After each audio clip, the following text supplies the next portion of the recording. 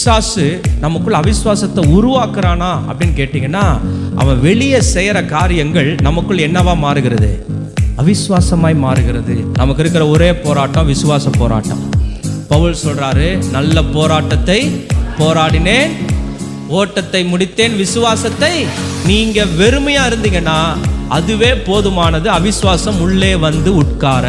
இஸ்ரவேல் ஜனங்கள் கானானுக்குள்ள கால் வைக்க முடியாமல் போனதற்கு காரணமே அவிசுவாசமா. விசுவாசத்தினால் வராத யாவும் பாவம். பாவம் செய்யறாருன்னா அதுக்கு காரணம் அவருக்குள்ள இருக்கிற அவிசுவாசம். பவுல் இங்க ரொம்ப அழகா ஒரு ஸ்டேட்மெண்ட் சொல்றாரு, நான் பண்றது எனக்கே பிடிக்கல, ஆனாலும் நான் பண்றேன். நான் பண்ணல, எனக்குள்ள இருக்கிற பாவமே அப்படி பண்ணுது. அந்த பாவம் எதுயான்னா அதுதான் அவிசுவாசம். ஆவியானவர் பாவத்தை குறித்து கண்டித்து உணர்த்துகிறார்.